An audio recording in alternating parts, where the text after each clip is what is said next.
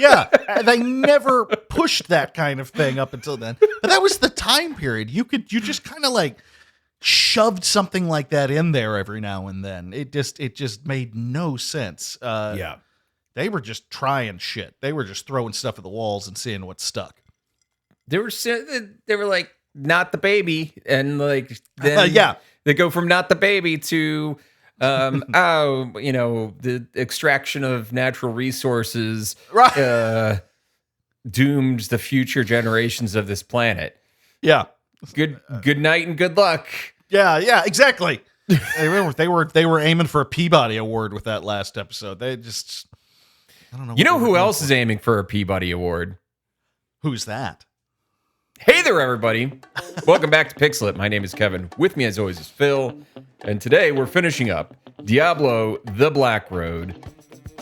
But I got a burp. There it is. Oh, there it is. There it is. Let it out. There it is. You got it. I got it.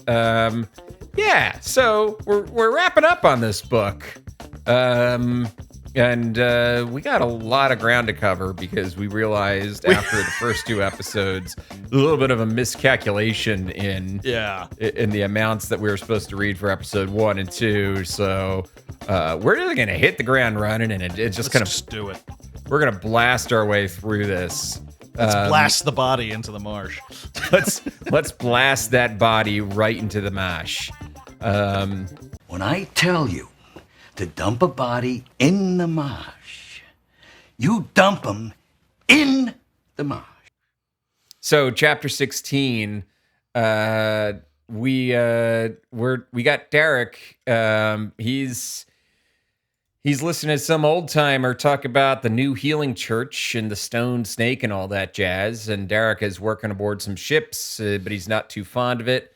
And they're on their way to a town called Seeker's Point. The old timer named Sahir, don't get used to him. He's not going to come back ever again in the book. Yeah, don't worry about it. Just don't worry about it. Don't worry about it. Just another transitional character.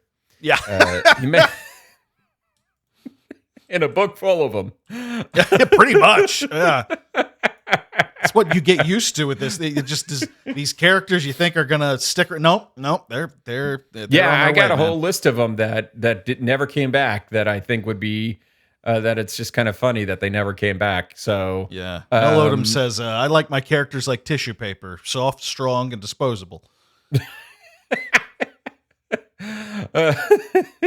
I like it like toilet paper, flushable. Yeah, very much so.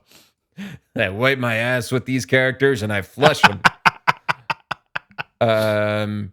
So here the old timer talks about that the symbols that Derek kind of draws in his notebook when he's just like not thinking about anything were of interest to a sage that they're going to go see. And the symbol is similar to the one that the Church of the Prophet of Light uses, and the sage thinks that it might be evil. Ooh. So when we last left off, we're back to Chalak. Booyah, Chalak. When we last left off, he got shot in the chest with an arrow, and he's pretty dang sure that he's dying. And Cabraxis tells him to clear the room to heal him, so Chalak's like, all right, everybody leave. And the priests are like, but you're bleeding. And he's like, just get the fuck out. Chalak says, I ain't got time to bleed. And Cabraxis says, you damn right you don't have time to bleed. And Cabraxis pulls the quarrel out of Chalak and is like, Chalak's like, what was this assassin? And Cabraxis, why didn't you stop him? And Cabraxis was like, I was busy separating conjoined twins. Yeah, he has a very frank, I can't be in two places at once despite being a demon kind of conversation with him here. It's kind of amazing. He's like, listen, buddy, I am also bound by the laws of space and time despite being a demon. Look, I'm amazing. We all think I'm amazing. Can't be everywhere at once. So you've got to watch out for the occasional assassination attempt. You just do. Yeah. So Chalak is not resurrected. He's just healed. But Cabraxis tells Chalak now that he's resurrected in the eyes of the people of the church The church will probably grow even more, and so that they'll have, more people are going to come to the church. And they mention that Lord Darkulin, which, That name. come on, This- buddy. This guy is so specific with his names. We've talked about it before. He makes choices when it comes to these He names. sure does. Yeah. Darkulin. Darkulin. Who rules Bramwell and has been suspicious of the church, but Darkulin was in attendance today. So chapter 17, Charlock wonders why Darkulin would have picked today to be in attendance, and Cabraxus is like, well, somebody may have told Lady Darkulin that Lord Darkulin had some mistress, and where she could find that mistress, and where to get some poison to slowly kill that mistress, and Lord Darkulin might be trying to save that mistress. And Charlock is like, what? Yeah. And Cabraxus What? is like, I laid it all out for you. Let's go figure that out. Charlock reveals himself to the priest to show that he's healed, and then he talks to the girl who saw the assassin, and she describes the man to her, and he's like, "Nope, doesn't ring a bell." And I'm like, "Really? Not a little bit? Not even a little. Not even. Okay. Tiny bit? Man burned, Okay. top half of his body. Nothing. You can't think of anybody that Nobody. might be." All right, Charlock. All right, Charlie. I feel like you're being difficult here, buddy, but knock yourself out. Okay, fine, whatever. So Derek goes to the Blue Lantern to meet with the Sage. And this is one of those annoying why I start really hating Derek in the second half of the book conversations where Derek's like, I'm not answering any questions unless I get questions answered. And then the guy will answer questions, and Derek is like, I'm still not answering questions. God damn it. So the guy's name is Taramis, rhymes with Paramus in Yes. New Jersey. And the Sage gives more backstory on Cabraxus's part in the Sin War and all that jazz, and he explains the meaning of the symbols and how Cabraxus's main tools are leadership, greed, and covetousness. Taramis says that he knows that Derek lost someone to Cabraxus, and he too has lost people to a demon, his family. Since then, he has been demon hunting and recently has become sus of the Church of the Prophet of Light, which is the one in Bramwell, the DN Epstein, whatever Cabraxus's fake name is. Taramis reveals that there is a sword that is near Seeker's Point, coincidentally, that could probably kill Cabraxus based on old barbarian tales.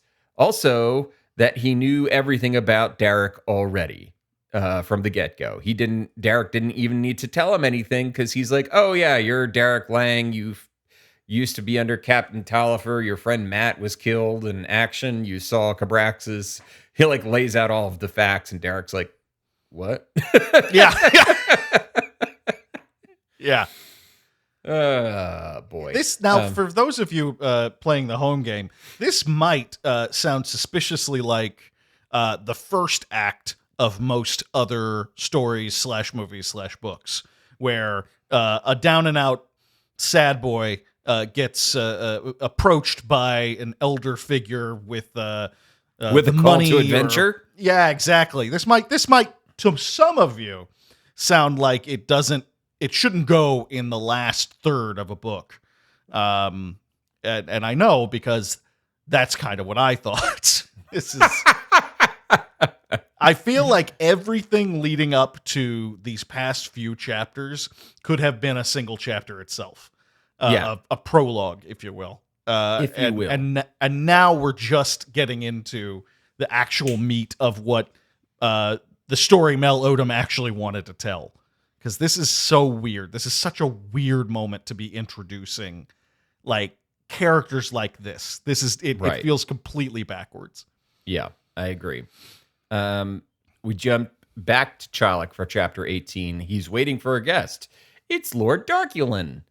After a tense back and forth, and there's just the last back part of the book is just riddled with characters being very tense with each other. After a tense back and forth, Darkulin follows Chaluk into the Way of Dreams. Darkulin tries to kill Chaluk in the Way of Dreams, but Chaluk catches the sword and throws it aside. And they continue in and fall into an abyss. Chaluk lands safely, but Darkulin lands into a bog of nightmares and is about to drown in the memory of killing a lover that he had that was pregnant. And do you know where he put her body? Where did he put that body, Kevin? He put her body in the marsh. What? I thought he put it where some guy from John Hancock goes every Thursday to get a fucking blowjob. This ain't reality TV. Don't laugh. He did indeed put her body in the marsh. And you know what, Darkulin, you can stick around, pal, as far as I'm concerned. As far as I'm concerned, you're good people, except for that whole infanticide thing. You did the bit. You did the meme. I'm for it. And that means a lot to us. That's all. So Darkulin accepts Cabraxis into his heart to be saved and is reborn. And the way he's reborn is Cabraxis like crushes his head or something like that. Yeah, he does that a lot. Yeah. and then rebuilds him. And after he leaves, Cabraxis tells Chaluk to tighten security because he's learned of a demon hunter who has picked up his tail. Oh no. Oh no. Chapter 19, Derek is following along with Taramis and his group of demon hunters. They're going to a house of a man named Elig who may have the sword, and they're going to discuss whether he will part with it. Meanwhile, Chaluk is going to talk to Cabraxis, and Cabraxis is getting more worried and shows Chaluk that Derek, one of the people who lived from the events at Tarek's Port, is now with Taramis. And there's a whole lot of demon math here. That's just my note. I forget why I actually wrote that. I think it's just like Cabraxis is like, there's this and then that, and this is a reason. It just felt like very explainer video to me.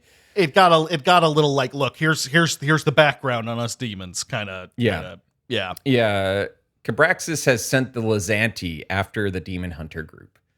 Back at the house, Derek is chilling and observing everything around him until Taramis calls for him. And basically, the thing is, down in this root cellar is a body, and it's the body of the last person who held the sword, and it's still holding the sword because the sword won't let anybody take it.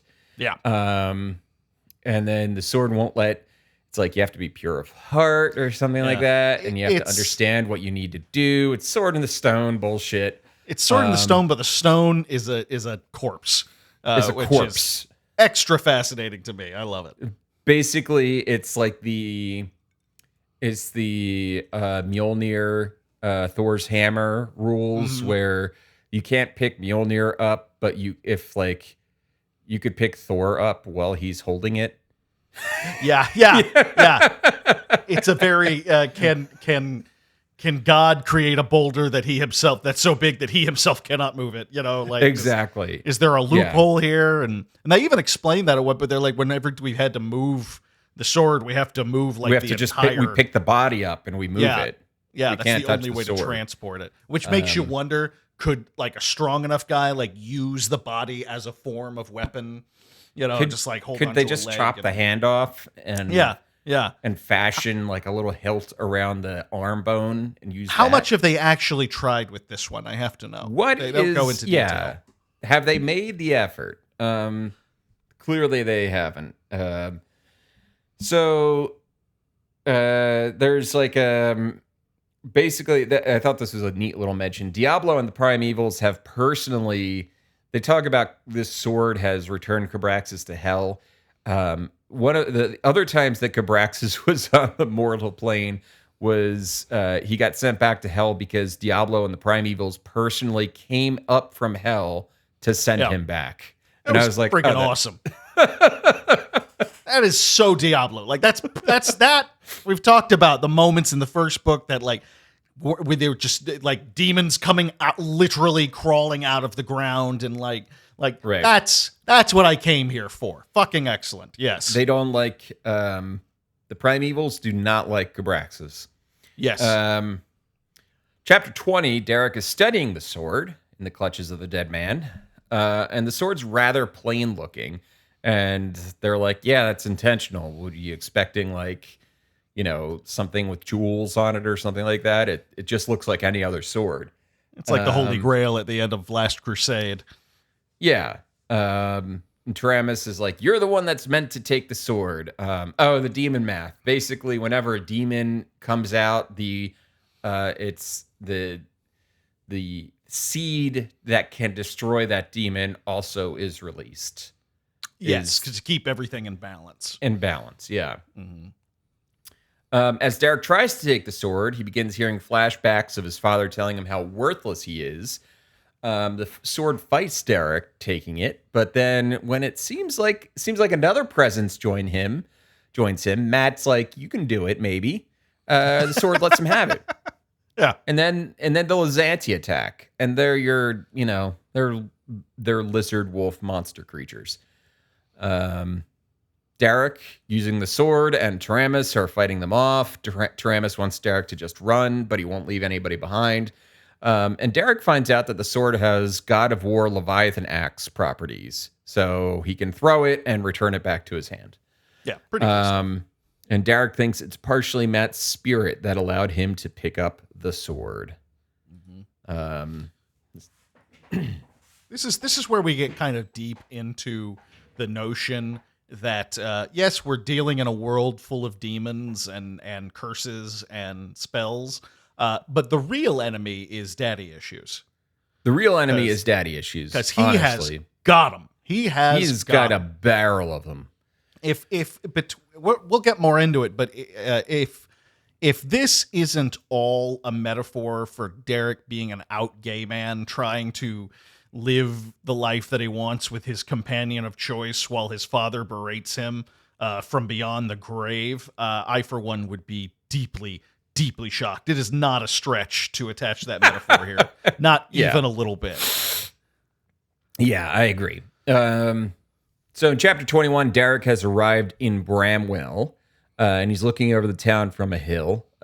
He's like, I don't know if we can pull this off. We only have 17 people after that Lizanti attack. One of the warriors named Ramble comes to fetch Derek and tells him that Taramis has found a way into the church. All of the warriors in the group are suffering from night terrors. Mm-hmm. One of them tried to leave, tried to kill, and then came back, tried to kill himself, and then they saved him because of how intense these night terrors are getting. And this is all from Cabraxes' influence. Taramis outlines the plan, which happened. Basically, they built the church too big, too fast. There's like old sewers and new sewers intersecting, and there's an old sewer entrance underneath this parapet. And they gotta get in under there in order to get up into the church. And it's like, your D&D party is just sitting there planning out a mission that, somebody's just going to cast fireball at some point. Yeah. It's all going to go off the rails. It's all just going to go completely to shit. We all know where this is going. Let's be real here. So they cat-like tread toward the church. Yes, they steal a cargo ship in order to get close to the sewer entrance under the parapet. They pick one that carries whale oil because it's kind of small and compact and it smells bad and nobody really wants to pay attention to it. Taramis does an amazing job of walking onto the boat. There's only 3 sailors on the boat. He walks onto the boat. He's like, oh, yeah, Captain, what's his name? Wanted you guys to have this. And we're like, Captain who?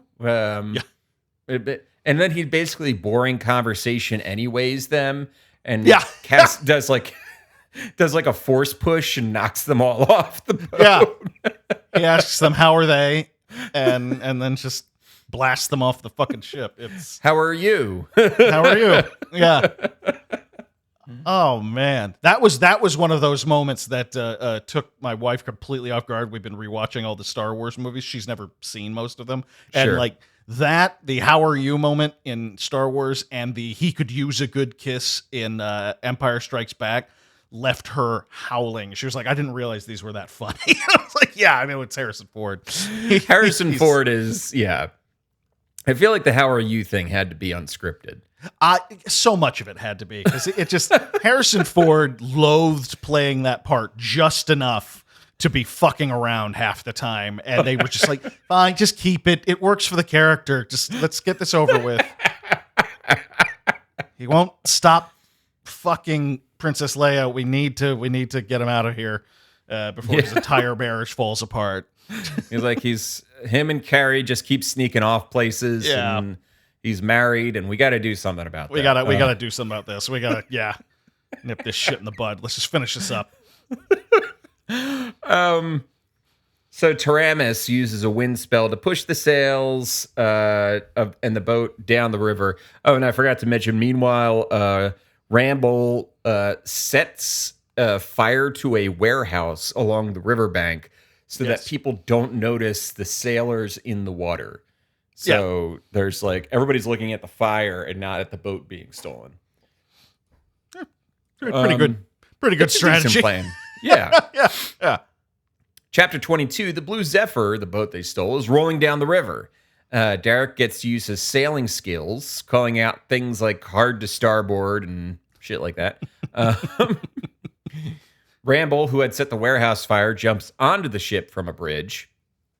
And I just want to point out, it's interesting that the book ends up coming full circle, kind of.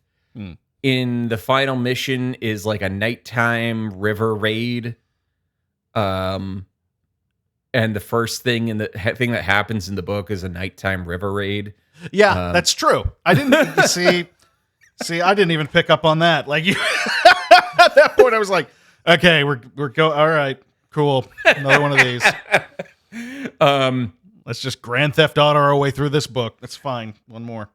So the church guards begin firing their crossbows at them as they approach, and Taramis decides to light the ship on fire.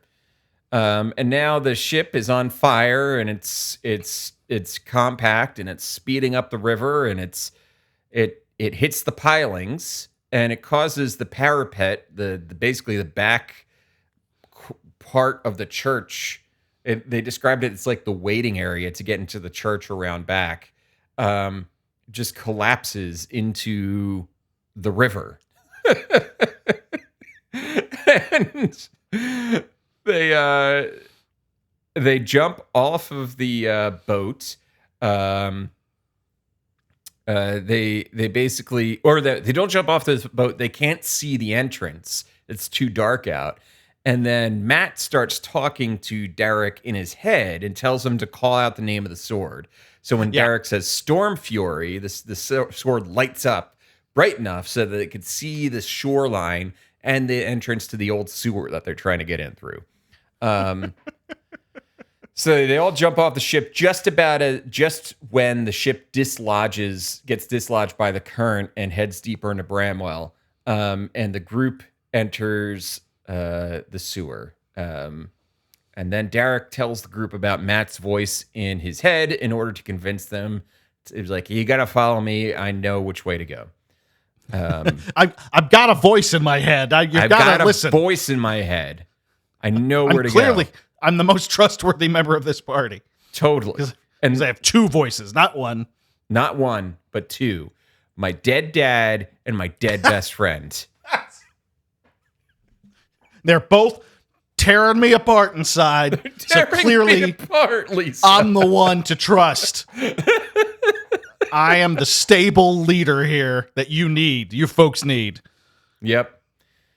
So they come upon a group of rats who attack them. Classic. Meanwhile, it's Booyard time. Thank God. Booyard. Booyard. Chalik realizes that someone has attacked the church. And then we get some backstory about how in the past month, he's been biggering the church. and has been getting close to having permission to build in Westmarch. Challeck asks the captain of his guard what's going on. The guard's like, I don't know. We're looking into it. Let you know when we know. Other than there's like a dozen warriors and that the ship was being driven by magic. And then Challeck Grand Moff Tarkins.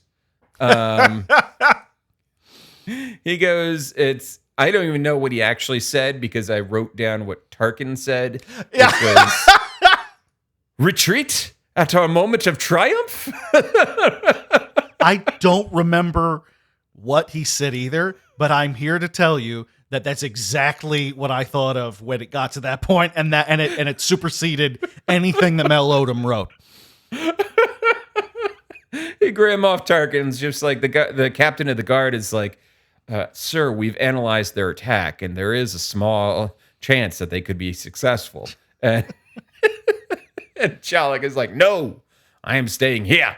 I'm not going to worry about these fucking teenagers. Come on. Yeah, exactly. Challeck. And then Challeck is like, keep an eye out for a burned man. Right. Yeah. And by the way, I'm not worried about that shit, but if you could keep your eyes open for a burn victim, I feel like that would be a good use of the time. And he's not wrong, to be fair. He's not wrong, no. Cabraxis tells Challeck then that he is going to handle it personally, and he should go back and continue the church services. Chapter 23. The gang is fighting off some rats while Taramis is trying to cast a spell to deal with them. And then Taramis, we get some moments of rats being cleaved in half. And then Taramis casts a spell, rending the rats to bone. Just like all these hundreds of rats, just their flesh getting ripped off. Sick. Sick. Claven, who that sounds like he was at he went to the bar at Cheers. I was gonna say it sounds like something that Jerry Lewis, Professor Jerry Lewis or Professor Frank Claven. Yeah. One of the warriors got his jugular ripped by one of the rats. And they're like, we can't do anything for him. And then Matt tells Derek to use the hilt of the sword on the wound. Which does sound suspicious, I gotta say. Sound suspicious. Pallet, one of the other guys, is like, no, just don't do that. And then Derek does it and the wound heals. Like, oh, okay, magic. All because right. Magic. We're going to keep on keeping on. Yeah. They continue running down the sewer, but then are attacked by a monster created out of the bones of the rats. So they're surrounded on one side by the guards, and on the other side is a bone golem. Mm-hmm. And Derek begins fighting the golem. He's cutting off its arms one by one. At one point, Ramble saves him, but he gets a bone shoved through his arm. And there's a big battle of doubt waging in Derek's head. There's like the voice of Derek's father being like, "You're worthless. You're worthless, son. You're the most worthless son anybody could ever have." And Matt's like, "No, buddy." It gets to the point. It's like Walk Hard Dad levels.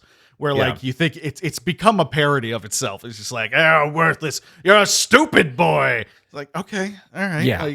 That was kind of the problem that I was having with this as we kind of go on in these chapters. Be like, I get it. Yeah, I get it. Shut up. More to the point, like nowadays, a father telling you you're stupid, and of course, that'll leave psychological damage. I feel like in a medieval setting or something like that, that's got to be more par for the course. I feel like that right. wouldn't maybe I'm being carry naive, as much weight. Right. You're always going to have a little sadness inside, but it's 1210, so that's just kind of a standard issue way of living. Sure. I didn't. Yeah. Yeah. So after some more combat and flipping and flopping, Derek is able to kill the golem, and the group runs on with the guards chasing them. And then they're like, we're going. And then the sword leads them down another path, and it's a dead end.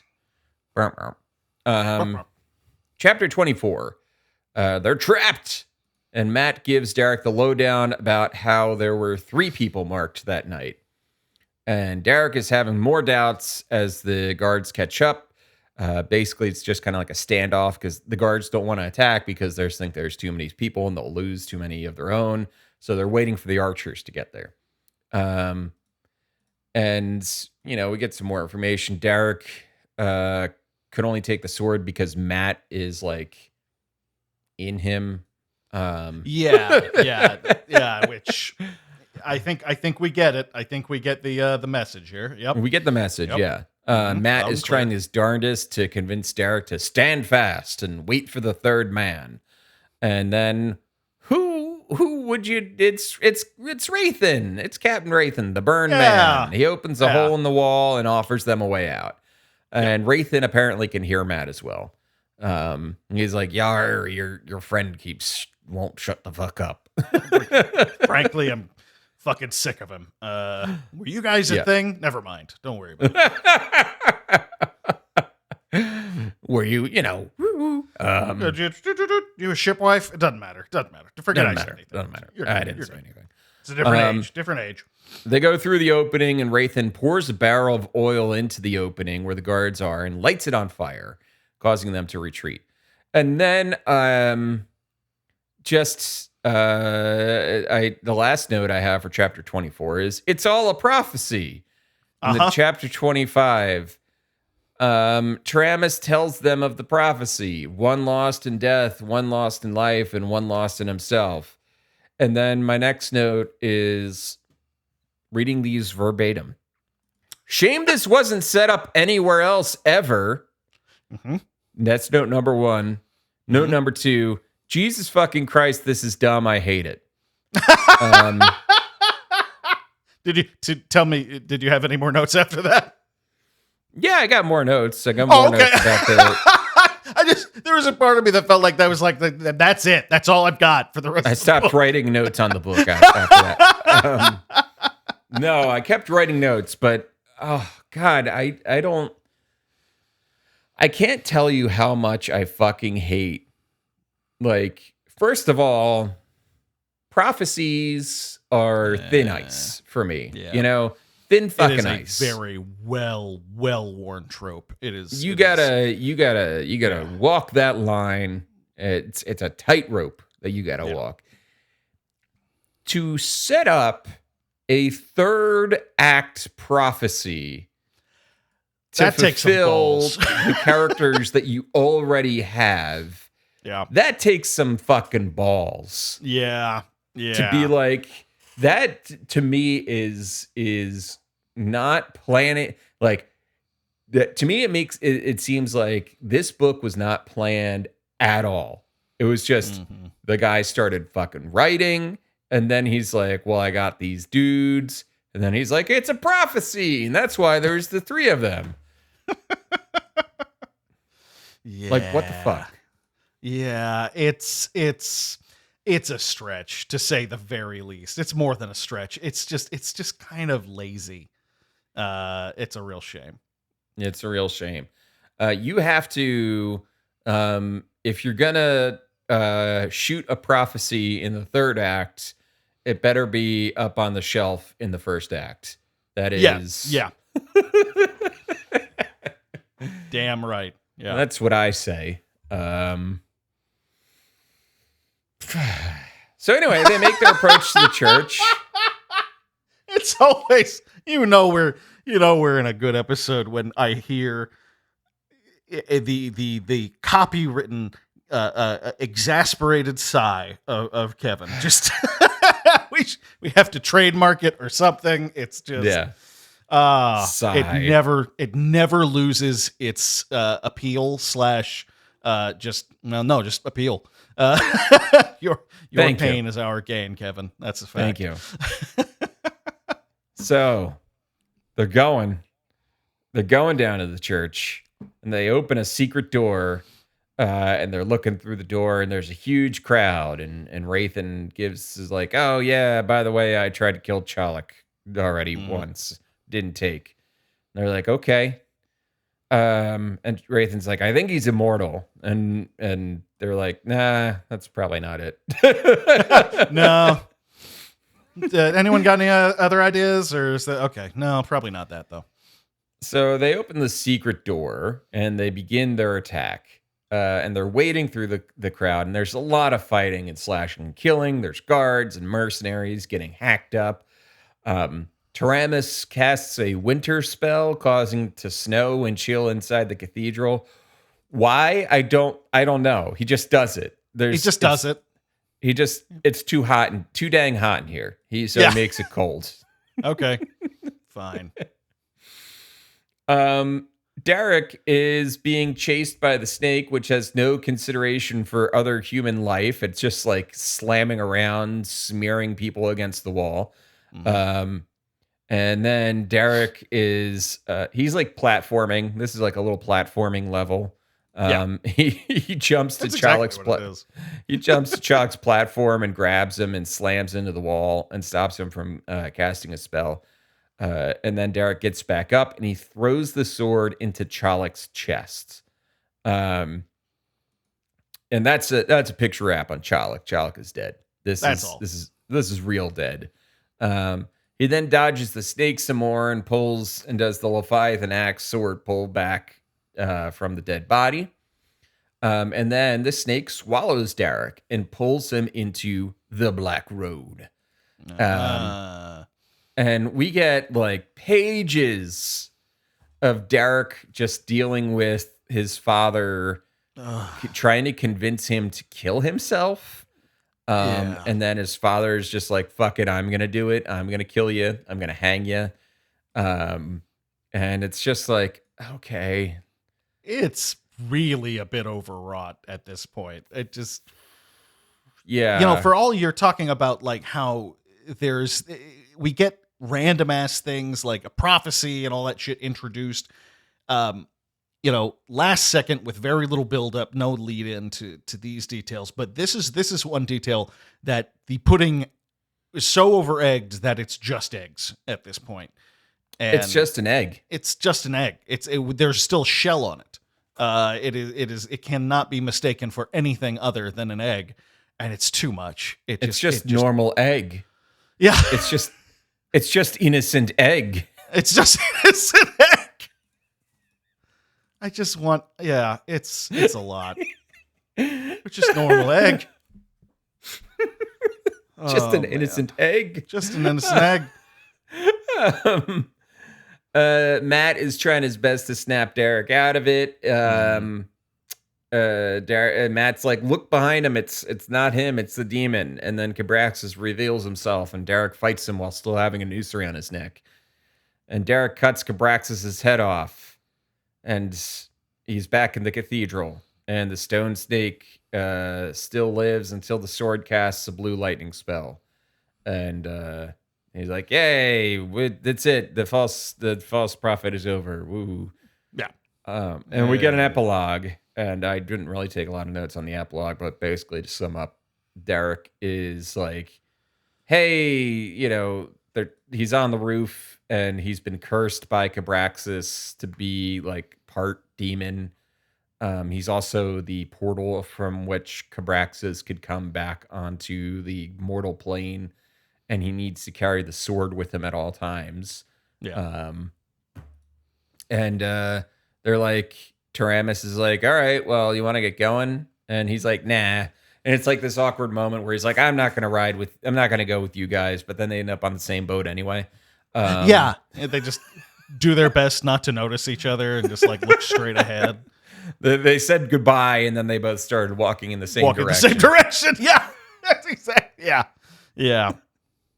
While they're on the boat, a little girl gets crushed in between the boat and the dock. And they're like, "Oh no, she's gonna die. That's a shame. She's gonna die." And Derek is like, "Okay." And he goes down and he uses his healing power that he has now, apparently through the sword, and Cabraxis, to heal the girl. But whenever he uses the healing power, he can hear Cabraxis's voice more clearly. So that's like anytime he uses his magic now, it's like Cabraxis has a chance to try to influence him. Yeah, to like kind of balance everything out. And people are like, that's the guy, the people who killed our prophet. That's the guy. And then the mother's like, back off. He saved my daughter. So there's probably a good reason they killed that guy. Yeah. Yeah, because everyone's still worked up about the old church. Yeah, this is still only like an hour later. Yeah, everyone's still kind of upset about that, and they feel some of them. It's actually pretty apt, They say, some of them realize their mistake and feel stupid, so they're doubling down, and some of them are still genuinely enthralled to the whole thing, but they're not going to be asking to take you out to dinner anytime soon. Sure. So it's interesting, and It's he's interesting. balancing. It's interesting, but by the time we got there, I was just done. Like. I was It's so a cool done. idea. Yeah. And that's the end of the book. That's how our book ends. Derek is off on adventures. Are we going to see more of him? I don't care. Seems like these Diablo books are just like one-offs anyway. We shouldn't. Really I think so. I think they do have a Sin War, I think, trilogy that's like Horus Heresy, like prequel style Sure. Diablo shit. Yeah. But I think one of the interesting things about the Diablo series is that the fact that they appear to be just one-offs within the universe. They're not based on any one thing, which it's kind of amazing that a game that does have a storyline, but does anyone really know it? Is anyone really paying that close of attention to it? I don't know what the like. I know ostensibly it's like, I know ostensibly it's like what you're going to kill Diablo. I mean, name of the game, Diablo. You're going to kill Diablo. That's one. And then I don't know. I couldn't tell you a single inch of what 2, 3, or 4 are about. Right. And I think that's how most people. I mean, I assume Diablo more, but yeah, sure. But it has this vague sense of like good versus evil and that and don't get me wrong, I really enjoy the games. I haven't played the new one, but I enjoy them. But I don't play them for the story. And I think that's what's interesting about these books is that there is a lot of freedom afforded to the writers, and that's a huge positive, right up until it's totally not. Because at times I feel like the writers just don't know what to do with it. And I think this is a good example of that. Yeah. Yeah.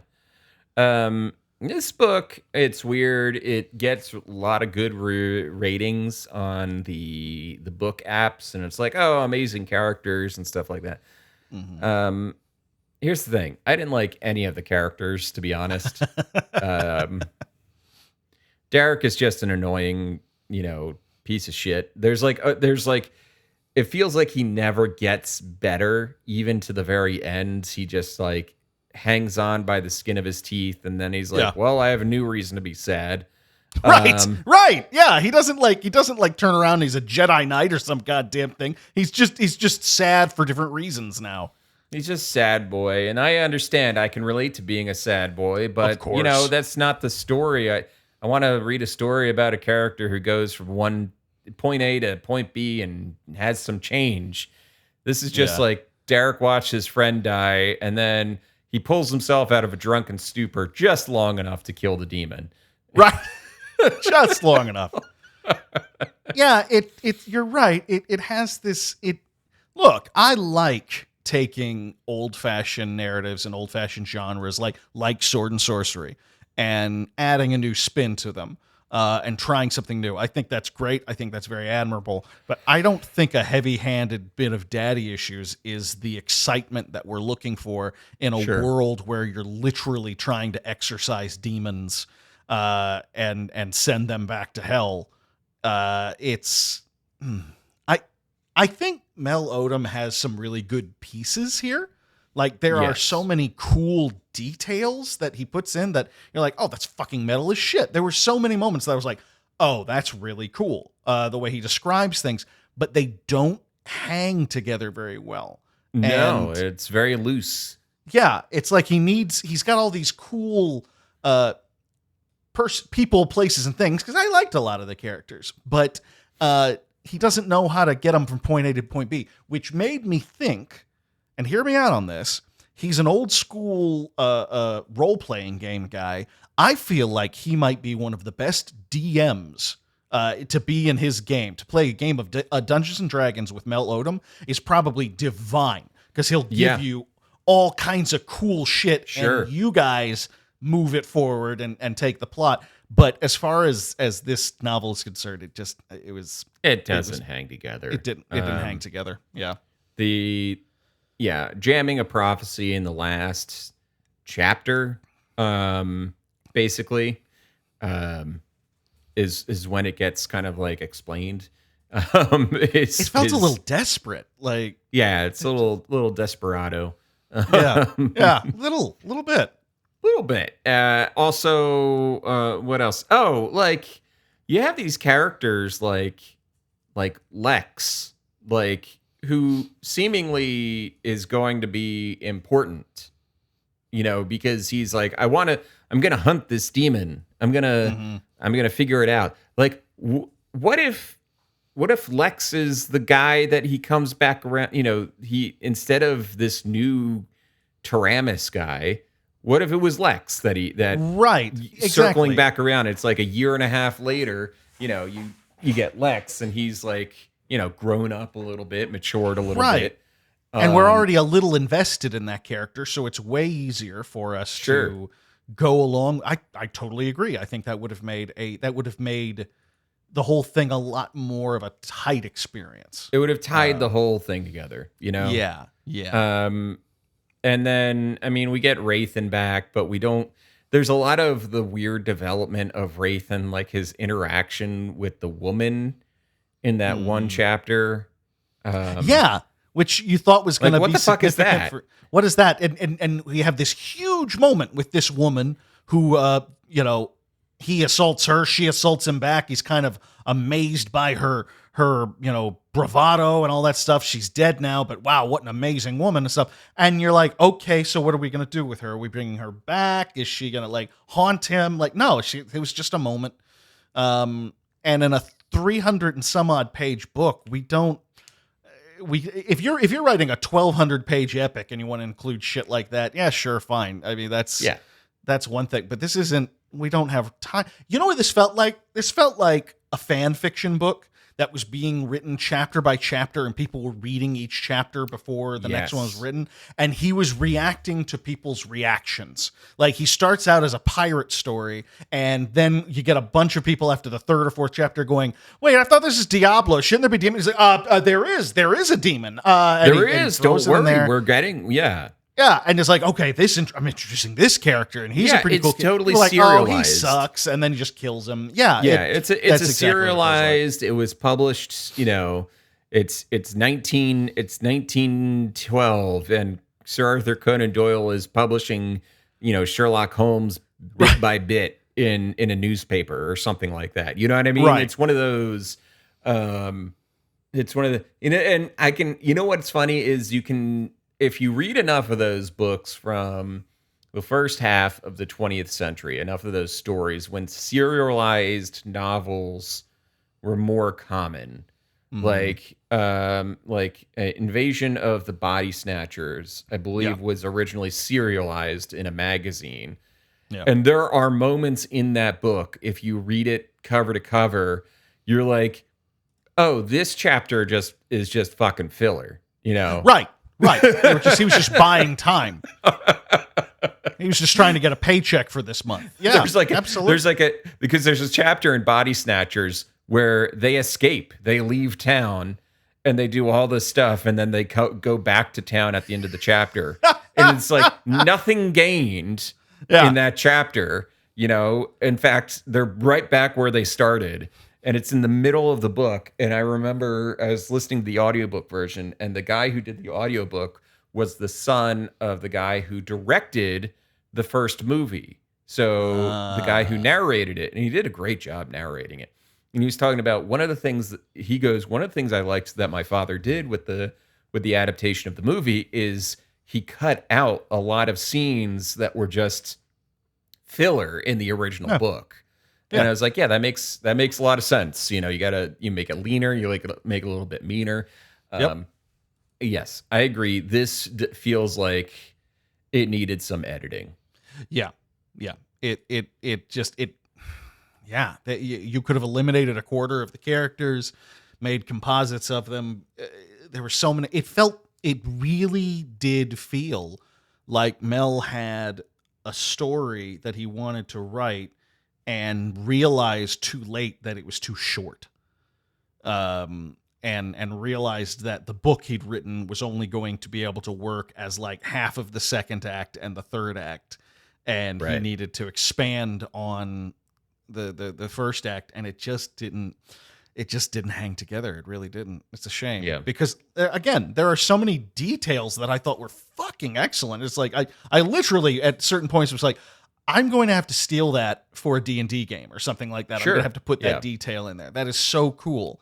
He's got ideas, but for whatever reason, and that's the thing with these write for hire books, which is 99% of what we read here. We don't know if this was just a book in his universe that he invented and all that stuff. Then we could very reasonably go, what the fuck? You fucked it up. This is just bad writing. But with this, it just leaves more questions than answers because we don't know if Blizzard nixed something or if the publisher said, you gotta expand on this, or because he's writing this for a check and you're writing for your customer, so to speak. So who the hell knows?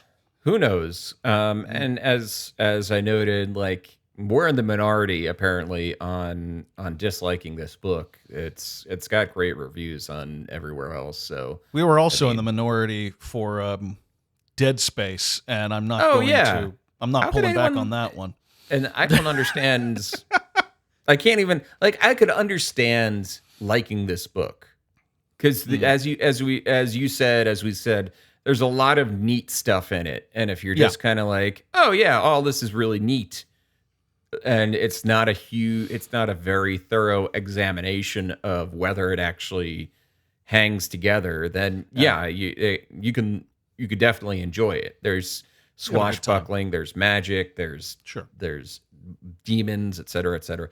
Yeah. And what's funny is Cabraxis is probably one of the most intriguing villains. Cabraxis was excellent. Yeah. We have had in one of our books. Yeah. I totally agree. I loved him. He was great. But I would say I think the other Diablo book, despite kind of not falling apart, but kind of being a little bit slow at the end, I liked better than. Oh yeah, it definitely had a very cohesive plot. Everyone was the narrative thrust was all going in one direction. Yeah, it just kind of had a weird. It also had kind of a weird dude coming up at the end, just like, I am the Deus Ex Machina. Oh yeah, the old wizard guy. Yeah, the old wizard dude. Who was mentioned in the prologue, and then it's like, and then never again until look at me, I'm that guy from the prologue. That's right. Yeah, they held off on him so long that I wondered if he was ever going to show up again, and then they almost at the last possible second. Yeah, that one I have a lot of positive memories of that one. It was I think it wasn't flawless, but. Especially after reading this one, I think that's definitely the strongest of the Diablo books, of the two we've read. Of the two that we've read, it is the best. All right. So, with that all being said, the body is in the marsh. It's not. There is no guy from John Hancock getting his blowjobs by this one. So, with that all being said. What are you playing? Okay, look. Still playing Far Cry 6, slowly taking over this island town by town. I have nothing more to say about it. It is just something that is I'm going to play it until there's literally nothing left to do. I'm going to finish it, uninstall it with a small sense of sadness, and move on with my life. But I have played another game that I'm finding very intriguing right now, and I've seen it actually. Now that I've started playing it, I've started noticing it on like TikTok, and it's one of those flavor of the month games on social media, and it's called Bramble the Mountain King. And this is I saw you mention this. Yeah. Yeah. This is one of your narrative-focused adventure, not point and click, platformer games. It's based a lot around Norse mythology. It is, if you have played Little Monsters, if you have played Limbo or Inside, if you have played Two Brothers, A Tale of Two Sons, if you've played any of those games, you have played this game. It is the same basic idea. You do puzzles. You're a child in danger from horrifying things. And the first 30 or 40 minutes I played of it, I actually thought, I was like, I think I'm going to refund this one. It's just the same. And then something clicked in my brain and was like, yeah, but you loved all those games. Yeah. And I went, oh, you're right. And suddenly I was able to just kind of wash myself in the fun of all of it. And I'm really enjoying it. It's a blast. I don't think I have much left. It's not a very, the one downside to the whole experience, there are two. There's one that it's like the platforming is kind of swishy. It's kind of like feathery. You don't have a lot of weight to you. And that can really fuck you up in terms of getting your jumps right and stuff like that. It's floaty. That's the word I was looking for. Yeah. Yeah. You're very floaty, and that can be a pain in the ass, but not a huge one. And it's $30. And I hate bringing up the price of these things because I think that they should be judged without that. But the older I get and the more responsibilities I take on, the more I realize that is absolutely a factor that is only fair to bring up. And this game is $30. I'm about 2/3 of the way through it. I'm like 2.5 hours into the game. I looked it up, and most people agree that 4.5 hours is what you're going to get. And here's the thing. With these kinds of games, I kind of think that's the perfect length of time, because no matter how clever or beautiful the game is, and it is both, it's absolutely a stunning game, and it's very clever. The puzzles are interesting, and the storyline is wonderful. I think that's great. It's still $30 for that length of experience is gonna be steep for some people, and I can't blame them for that. So I think it's one of those games that is like, right now for me, if you see it on sale, then absolutely pick it up. But I can totally see if some people aren't hook, lined, and sinkered by this particular fairy tale platformer genre that has been picking up so much speed in the past 10 years. Then it might not be for you. It's scary. It's whimsical. It's kind of fascinating because I'll tell you what, the first act is very tutorial based, and it's you getting used to the world, and you've got literal tall cap gnomes wandering around, and one of the first things you have to do is play hide and seek with them, and that's a way of showing you how certain mechanics work. And they're hiding from you, and they've got children's voices, and they're not annoying children doing the voice acting, so that's always good. And and you're like, oh, this is charming. This is so cute. And then at a certain point later in the game, you're leading a bunch of them through an area, and one of them sets off a trap, and it kills the fucking gnome. Like, dead. And I spent 20 minutes just going, I'm sorry! Like, just they set it up for you to be hurt so bad. And the grim shit is very grim. The whimsy's very whimsical. It is a neck breaker of emotion. It really is. And I'm such a fucking sucker for that. I fall for it so it's every like Little time. Nightmares. Yeah. Vibe, right? Yeah, it's Little Nightmares. Yeah. It's Brothers, A Tale of Two Sons, which was an early game that made me weep uncontrollably. It's got a lot of heart and a lot of emotion behind it, and a lot of genuinely terrifying moments. It is a horror game. Do not mistake. The first 30, 40 minutes will make you go, why is this got a horror tag? It's a horror game. It's a fucking horror game, and it's a folk horror game, and how was I supposed to avoid that? And Of course, you love yourself some folk horror. I love folk horror, and Scandinavian folk horror, even better. Throw a troll at me, and it's a troll, or it's Midsummer or something like that. Yes, like all of that shit. Count me the fuck in. I love it. This is my particular brand of catnip, but I can't shake the feeling that not everyone's going to be totally down with paying $30 for that. So that's my caveat for people who, if anybody has heard me talk about this, you know who you are. Like, if you hear me describing this and you go, yep, I'm going to go ahead and buy that, you know who you are. The rest of you could, if you're interested, you could put it on your wish list, and like keep an eye on it and get it on sale or something like that. And you'll have a great time. So that's I'm going to probably have that finished by the time we meet up again next. Sure. It's a pretty fun game. So what are you playing, Kevin?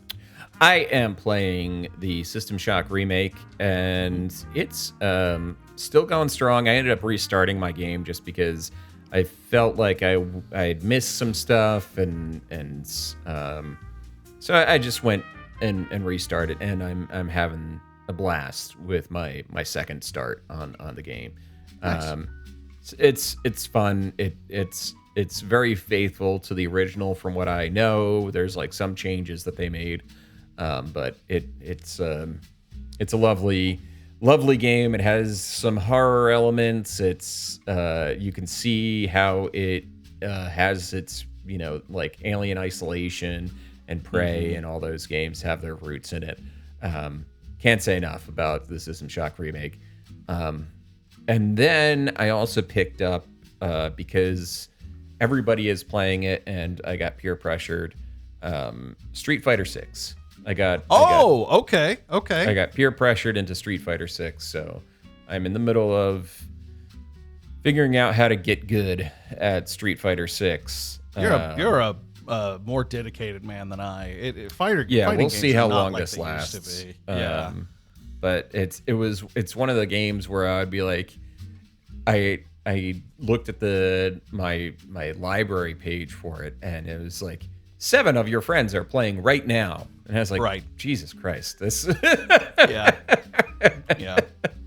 That never happens. So far I'm having some fun with it. I want to go through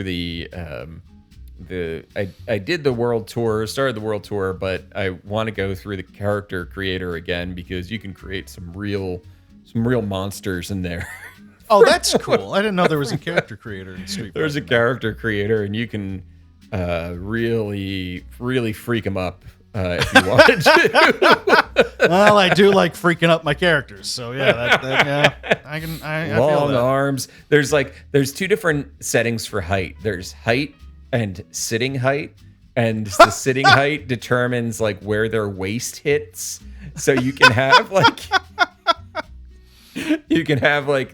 their height be really high and their sitting height be really high, and what that does, it means that their waist is like, it's like their body is like this long and their legs are like tiny. I love it. Just like that like ape-like long ropey arms kind of shit. Like, yes. Oh yeah, that's fun. You can make some real terrifying stuff in there.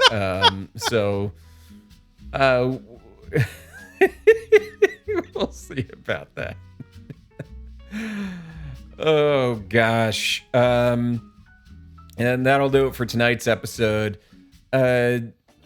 Next book we're reading is going to be XCOM UFO Defense, which I believe is, when was that written? I want to say it was like 92. It had to be later. I think maybe a little bit later than that, but yeah, it's an interesting idea for a book, because obviously mid-90s were not huge for PC game novelizations. No. I mean, this is a novelization of a game that was, there was a PlayStation. Okay, 95. There was a PlayStation version of the original XCOM, if I recall correctly, but it was really a PC game for all intents and purposes. So yeah, that's our next book. And then if you're interested in hearing more stuff from us, some bonus stuff perhaps, there's a website you can go to. Phil, which website is that? Can you remind me where we go? If I'm remembering correctly, I think you're talking about patreon.com/thepixelitpodcast, where you can join up onto one of our 3 tiers, support us with as little as $1 a month, and receive all kinds of cool bonus stuff, essays, polls, and actually some very cool bonus episodes, which Kevin and I are going to be getting into the mix with very soon. So check it out. Hell yeah. Patreon.com/thepixelitpodcast. Do it today. Tell a friend. Tell a friend. Also, tell some friends about where else you can find us. You can find us on Instagram and Twitter at the Pixelit Pod, or at Pixelit Pod rather. You can go to our website pixelitpod.com, where you can sign up for our newsletter and also find a link to join our Discord. All fun stuff. We love having people on and talking to us and all that great stuff. It's awesome. You guys are so much fun to talk to. It's great. Feel free to hop on and join the conversation. That'll do it for tonight's episode. So have a good night, everybody. Bye.